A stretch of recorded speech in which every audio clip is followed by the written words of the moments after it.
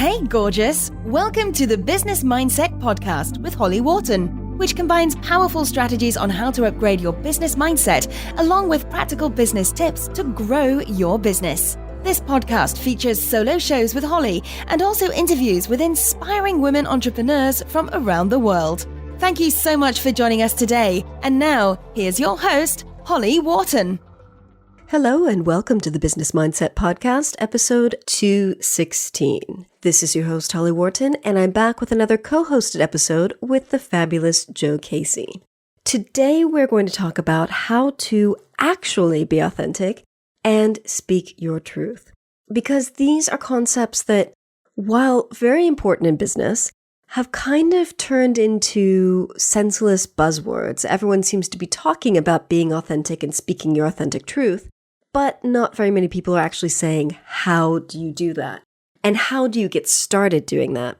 So today, Joe and I are going to explore some of this, including sharing some stories about how we've shared things and how it's gone well and sometimes not so well.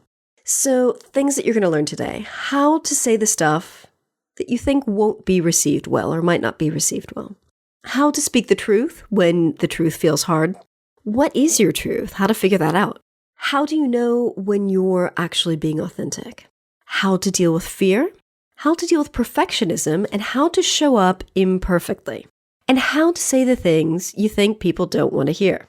So we're going to be sharing, like I said, top tips, personal stories, and practical action stuff that can help you get clear on how you want to actually show up, be authentic, and speak your truth. So hope you enjoy this episode. Hello, everybody. This is Joe Casey, and I'm here with Holly Wharton. Welcome to this month's special bonus episode. And Holly and I today we've kind of had a bit of a pre-recording conversation about what we wanted to talk about today. And it was one of those that we got so into it so quickly, we kind of thought we should probably start recording this because it's a subject that is coming up a lot for our clients, for us as well. And that is, there's a lot of advice out there around speaking your truth and being authentic in your business. The thing is, how do you actually do that? How do you speak your truth? And especially when that truth is not the received wisdom, is not always going to be what people want to hear. How do you still stand in that place and be authentic and real and all of that stuff? Be a kind of a ball of wax. So, Holly, hi. Hello. I'm really excited to talk about this because I think this is something a lot of people struggle with, and I know it's something that I've really struggled with as well. Yeah, me too. Because I especially, it's one of those pieces of advice that kind of, just be authentic and just show up as yourself, speak your truth and all of that stuff. It's one of those pieces of advice which you kind of think, yeah, that makes sense. And then when you start to unpack it, it's like, what the hell does that even mean? And it opens up all kinds of issues around, how do you know what is your truth? How do you know what is authentic? How do you know which bit of your truth to be revealing in a public sphere? And then how do you actually do it? Because for a lot of us, we want to be liked. We want to be kind. We want to say things that are going to help us to be liked. And we're running reputation-based businesses. So we certainly don't want to be pushing people away and turning people off. So how do we walk that line, being authentic while still maintaining our reputation without showing up being a hot mess or just firing off whatever is in our consciousness at any one time? It's a really kind of complex issue, I think. It is, and I think it's something that until you kind of tap into the core of your truth and authenticity and start walking it and practicing it and doing it, then I think it kind of starts to flow. But in the beginning, it's like, I don't know what I'm doing. And you kind of have these kind of false starts and stops until you get it, and then it kind of flows. The question is, how do you get started? Yeah. That's a really good point, actually. The analogy that makes most sense to me and how it's kind of worked for me and my business, it's like I started off many moons ago in my business kind of almost wearing a costume and almost like a mask as well. So I kind of dressed up as what I thought I needed to be to show up online, kind of following all the kind of the gurus and the people that I followed and looking at other people's websites and what did they talk about. And, after a while realizing that A, that takes a lot of energy, and B, that's not getting me noticed. That's not getting me the results that I need. And so over the past few years, it's almost been a question of like peeling bits of that costume off, which now that I'm thinking, it sounds almost like some Crackers burlesque show or something that I'm doing. I'm like pulling off a glove. So I think one of the things that people worry about is when you say show up and be authentic and be absolutely true and speak your truth. It's like basically you're asking me to be stark naked on the internet, emotionally, and that's not necessarily the case. I think there is definitely things that you don't want to be sharing online, and that's going to be slightly different for everybody. But also that it doesn't have to be an instant kind of ta-da, here I am in all my glory type thing. It can be, it's more of an evolutionary process, like I say, like peeling off the layers of artifice.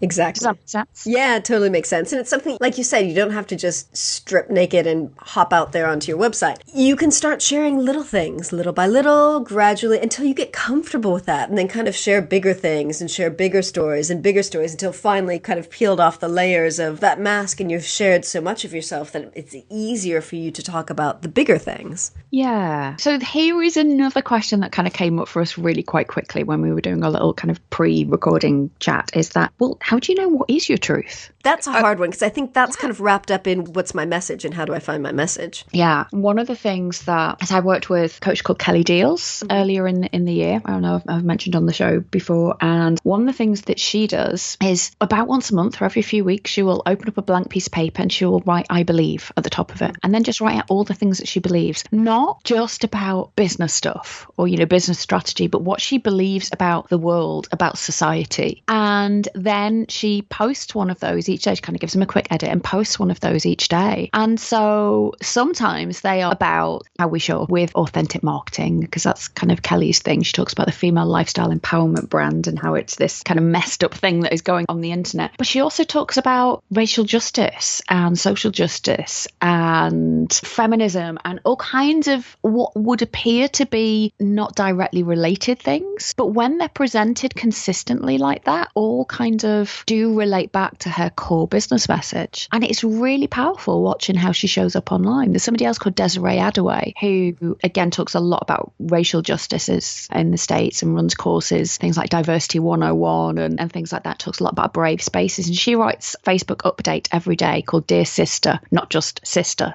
CIS. It's like a little kind of missive, a little love letter to women everywhere. And again, not necessarily directly related to her business, but shows up with some really core fundamental truth. I don't see them showing up and saying, I don't know, I had eggs Benedict for my breakfast this morning. It's not that level of revelation that kind of people kind of take piss out of Instagram. Oh my God, photos of my dinner, that type of thing. They're speaking a truth that is much deeper than that, just kind of, here's a picture of my toenails today or whatever it might be. I don't know. Don't do Instagram. What do people do on there? I actually, as you've said that, I've been sharing my salads quite a bit on Instagram, so I'm guilty of what I had for lunch today. But I make beautiful salads. I think it's a good salad. I think if it can't be a good, well put together salad, it's nothing worse than a boring salad. Stuff, which we did touch on. Well, that was the topic of our previous episode, talking about the deeper stuff. And I think that's the stuff that helps people to connect with us. Because yes, I share my salads because I think they're beautiful and they're delicious, but it's just because I love seeing what people eat because I'm a nosy Nancy. And so I like sharing when I make beautiful things. But no one's going to sign up to work with me because I make beautiful salads. It's the deeper stuff that helps people connect with us and get to know us and, sign up to work with us if we're a good fit. And that's the stuff that helps people see whether or not we're a good fit for them or not. So quite often I think our truth is very directly linked to our values. The values, the kind of old definition that I was taught way back in the day when I started doing this type of work was your values are what you would fight for, you would argue for, you would die for. What are those things this is fundamentally what I believe is right or wrong? And I think when we are able to have the self-awareness to tap into those, so say for example, one of my values is kindness. I really value kindness. And so I get really viscerally offended if I see someone being cruel or bullying and things like that. And I think that helped me to kind of make that link between actually a lot of the marketing. Why I don't like the marketing is there is a sneeriness to it. There is, you're not good enough to it. And that to me isn't very kind. And so that I think started me on the journey as to why I don't like certain types of marketing and why I do like certain types of marketing. And going back to my values of what's really important to me, I really believe that I want people to have more economic choices than are on offer from the traditional kind of 9 to 5 or 0 hours contract as a lot of places these days. And I think having a sustainable business is really empowering. Then you can have space in your life to look after your mental health, to look after your other interests. We can become much more whole humans if we're not relying on somebody else having the power to say, you need to be in at this location at this time and do these tasks, and then I will pay you what I think you are worth. That type of thing. I really hate that. And so again, that's another big driver, that kind of tapping into my values and my why helps to connect me to what is my truth around this. And so do you think that same tapping into the why is what helps you speak the truth when the truth is hard, or say the stuff that you might be afraid won't be received well or might be polemic? It's definitely helped, yes. But it took me a while. I think it's about kind of that self-awareness, but also I think genuinely one of the other things that happened with me is it became too exhausting to keep that mask on and keep that costume on. And so I kind of got to a point of going, I just cannot talk about this in this way anymore. I have to say what I feel. And I think one of the kind of earlier turning points in my business was when I connected with Andrea Owen and we had this conversation on my podcast, and she then invited me onto her podcast, and I kind of went on my now familiar to anyone who listens to this podcast rants about this ridiculous 6 figures in 6 months or 6 minutes and type of lie that is pushed around there, because not only have I been seduced by it and tempted to sign up for one of those great big programs that are selling that, I was meeting so many people who had literally taken out $25,000 loans or had cashed in their life savings to pay for one of these programs, which quite frankly are crap. And they were no further to making 6 figures than I was. And that again really kind of struck with me against my values, because that was just wrong. I think there's a cruelty in that. I think there's misleading people. And I think I kind of got to the point of just going, I can't talk about how fabulous this industry is anymore, because it's not. And so it was more for me the fact that the amount of energy to keep it contained was greater than my kind of need to get it out. But that's not always been the case. There have been other areas, I'm sure, that I've kind of thought, I'm not sure I should be saying this, and it's taken me longer to kind of get to the point of outing myself. So have there ever been any times when you have spoken your truth or posted one of your I believe statements and had gotten backlash for it? Yeah. Okay, how did that go? There is a real issue about trolling, particularly for women online, with trolls out there. But I've been really lucky and I haven't had anything particularly nasty. So there's been a couple of times, and I might have mentioned this story before once on that podcast, I can't remember. But so one of the things being within the personal development kind of arena is around this idea of positive thinking. And I'm not one of life's natural optimists. I am a learnt optimist. So I'm very into like Martin Seligman's work and things like that. One of the reasons I got into resilience work was because I experienced depression and anxiety for most of my life. And so I needed good tools to be able to help me to function and have a happy, fulfilled life. And so if you come from that kind of gene stock, if you like, it's very difficult to just think positive. It's like, no, I can't see anything positive about today. And there's a lot of stuff online, particularly in the coaching and personal development world, about just think positive and it will all be fine. And my kind of just logically, I know that that's not true. It's not always fine. Life isn't always fine. We all have ups and downs. We all have our fair share of sorrows and things that happen. And then I came across some research about how positive thinking in some circumstances can actually make outcomes worse. And there's been quite a few pieces of research around it, but the one that I initially kind of piqued my interest was a study that they did around undergraduates doing end of term exams. And one group of students had been encouraged to visualize every day, getting them a great mark on their final paper. And the other group were asked to journal and reflect on things that may go wrong, and also to spend some time visualizing it going well. And which group do you think got better results? The second group. The second group, yeah. And the reason that when they did some analysis of kind of why that was, what they found is the group that had just done the positive thinking, the visualization, did less work. Oh, interesting. Because they became a bit more complacent. Mm-hmm. I think there's something about that really kind of struck home with me. And I thought, yes, there is an upside to my natural pessimism, my ability to worry ridiculously about things. If it's contained, it can be useful. And so I wrote quite an in-depth blog post about it. And I had somebody in the comments absolutely tear it to shreds. I mean, he was sneering. He told me I was being dangerous. He was doctor. Oh. And I looked at his LinkedIn profile afterwards, and he was like a doctor of philosophy or something. He wasn't like a medical doctor, but that's what I thought at first. I kind of panicked, and I should keep my opinions to myself, and I was being dangerous. And I was like, whoa. And I really freaked out about it for about half an hour, and then asked for a bit of support from some peers who kind of looked at it and went, that guy's a dick.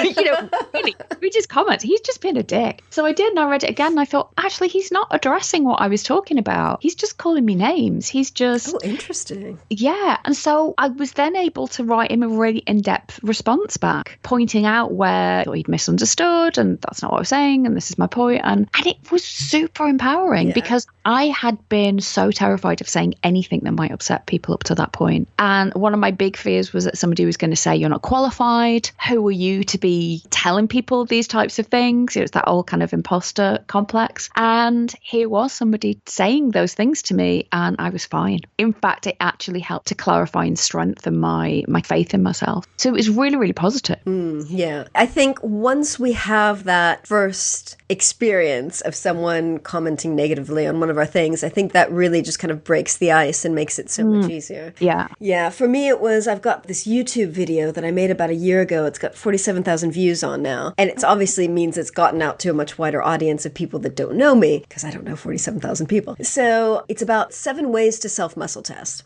And so lots of people have found it useful. I've had really great feedback on it. But then there are, of course, the skeptics that are like, this is bullshit. This doesn't work. And I'm like, that's totally okay. Like, if it works for you, great. If it doesn't work for you, great. If you don't believe in it, great. Like, do your own thing. Like, this is to help people who want to make this work for them. But I've had so many people saying, or like, I'm demonstrating the pendulum in it, and people say, well, you're moving your arm. And I'm like, this is not like a scientific study. Like, I'm demonstrating the different ways you can use muscle testing. But I've had so many comments on this that I've actually changed the description in the video saying, I'm not interested in debating the validity of this technique. This is to help you if you think this technique can help you or can be useful in your life. If not, I'm not going to debate it with you. And actually, I've gotten fewer comments now. I don't know if people actually read the description on the YouTube video, but I've had fewer comments now that I've straight up said, I'm not debating this with you. If it serves you, take it. If it doesn't serve you, don't.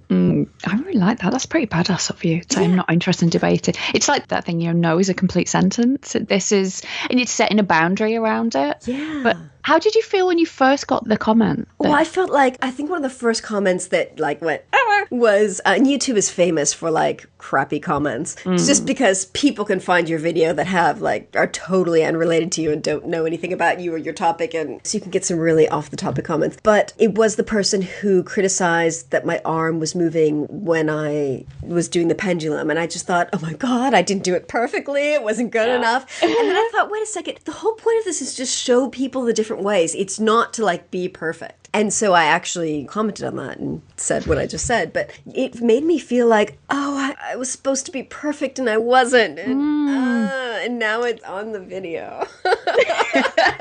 And 47,000 people have now seen it. So I had that initial like, oh, I'm all wrong and imperfect. I love the fact you're so honest about that, because I think that is such a normal, common response of, oh, I'm not perfect. And I should have been. Yes, which is kind of ridiculous because it's not anything that we would extend to somebody else. We don't expect other people to be perfect. No. And yet this kind of desire to be perfect is a thread that runs through so many of the conversations that you and I have, that I have with my clients. I'm sure it comes up with yours as well. I think this kind of, oh my God, I need to be perfect gets really kind of bundled up with, oh, I couldn't possibly say that. If somebody's actually got an opinion that they want to be sharing, but it kind of is also at odds with this I need to be perfect. And for a lot of us, being perfect is in the eyes of other people as well. So I need other people to approve of me. I want other people to like me. Yeah, and I think perfectionism is very much wrapped up with fear, because if I'm perfect, then I have nothing to be afraid of. Because I'm perfect, I'm untouchable, no one can touch me because I did everything perfect. So it's like we hold up this false vision of perfectionism because we think that perfectionism is going to keep us safe. But it's not attainable because no one's perfect. But I think for me, at least, that's what it comes from, is because if I'm impeccable, if I am perfect, then no one can say anything about me because I'm perfect. And it's interesting because I'm not a perfectionist in the sense that my thoughts of perfectionism stop me from doing things. I still do things. But if I make a mistake, like moving my arm when I'm doing the pendulum video, that just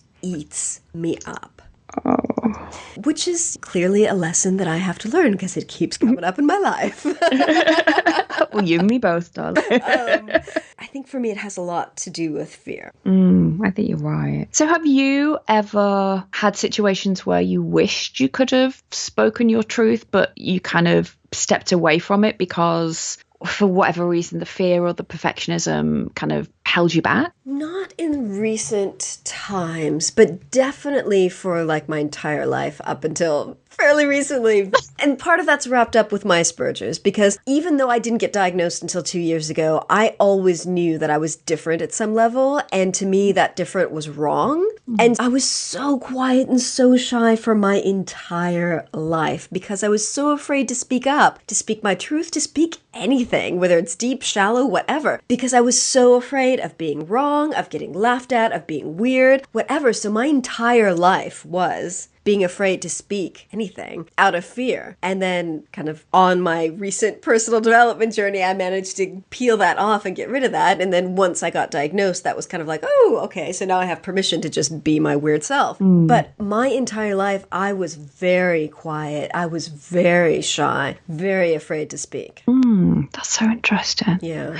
And so after I suppose, what changed? Was it the diagnosis, do you think? Or was it just the fact that you've more grown into yourself? I'm curious to know. It was a combination of things. There's definitely a before and after in my life in terms of when I got my first diagnosis, because I have 2 diagnoses. When I got that first diagnosis, it was like, okay, I understand myself. My entire life makes sense. I now understand why I am the way I am. I understand how I'm different from other people because I didn't have language for it. It was just like a deep feeling that I was different, but I wasn't quite sure how. So I had the language for it, I had the concepts around it, I had the explanation as to why, and so that really allowed me to give myself permission to just start peeling off those layers of mask, because I had a huge, costume built up after so many years of trying to fit in and trying to be normal. So it was like I finally was allowed to peel off those layers and just be myself. That sounds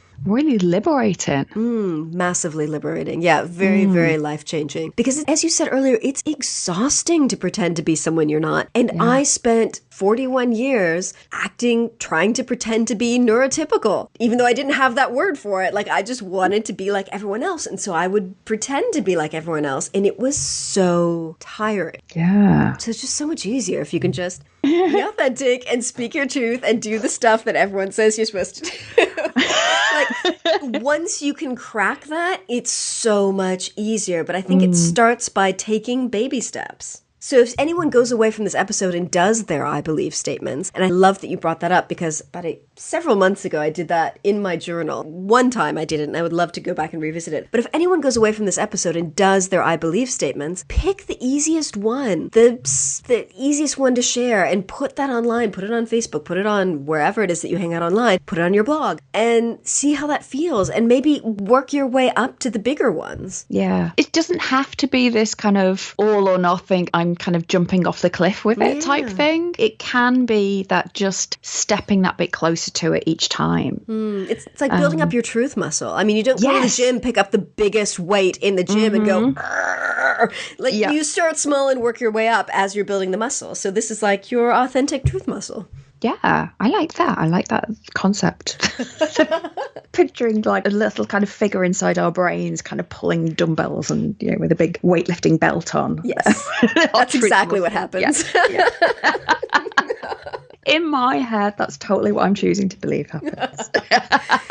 Is there anything else that we need to cover around this? I mean, taking baby steps, I really like the idea of doing the I believe statements and then going with the easiest ones and kind of building up from there and building up the muscle. Anything else you'd recommend if people are struggling with this idea of what is my truth and how do I speak it a bit more? Maybe set yourself a goal and say like once a week or once every fortnight or once a month or whatever works for you, you're going to say something like that. You're going to share one I believe statement. That might kind of, I hate to say force you, but like encourage you to do it on a regular basis. And it doesn't have to be every single day because, again, we're very conscious of all the noise that's out there. But if you take the time, figure out how often is right for you, and then share one of those statements and really make it deep and focus on making it serve people by you speaking your truth, I think that can be really powerful and really help you break out of your shell and form those connections with people by being authentic and speaking your truth. Yeah. I think it's always helpful to take the focus off yourself. Yeah. So I think if you can focus on, so one of the things I quite often will say to my client is, okay, imagine your ideal client and they're struggling right now. What do they need to hear? Say that.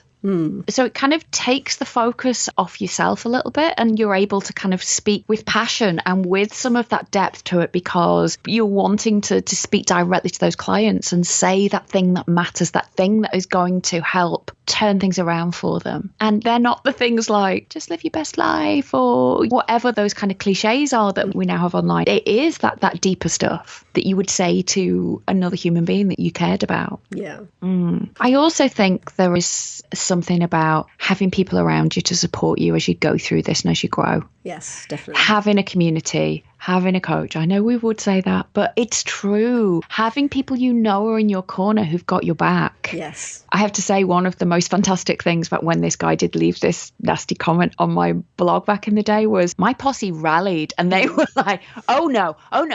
They were, I'm going to reply back to him. And not that I needed people to be doing that, but it felt so good that they were willing to. Yes. And also people who can give you a bit of a sense check and a bit of a sanity check and say, well, I can see how maybe it's been interpreted that way. Or, oh, hell no, they have totally, one of my friends said, oh, he's just telling you to get back in your lady box and leave the serious to the men, which really made me laugh and really made me feel better. Whether it's true or not, who knows? But it was so nice having people just really passionately kind of rallying and supporting me. And I think that's invaluable. Find your posse, find your people, whether that be through an informal mastermind or through a group or a Facebook group, or Holly has a Facebook group, I have a Facebook group. And it's about having fellow travelers who are your people, who you can kind of go and lick your wounds with and say, somebody says really mean, or I said this and it really didn't go well, or I said this and it was fantastic and I'm really proud of myself for doing it. That's essential. Otherwise you just get stuck in your head with your inner critic going, everyone hates you now. Everyone thinks you're stupid for saying that. Everyone, or whatever your inner critic decides to say to you that day. Exactly.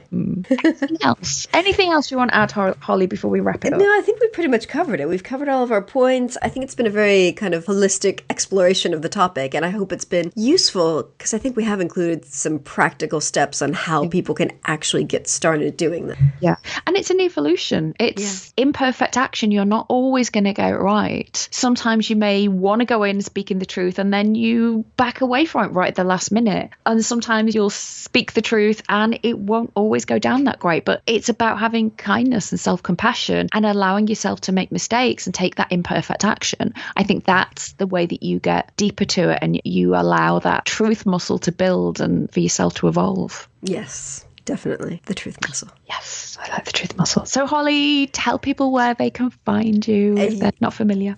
You can find me at hollywharton.com, and from there you can find links to all my social network profiles. My Facebook group is hollywharton.com/group, and that redirects to the Facebook group. And I would love to hang out with you online, so get in touch.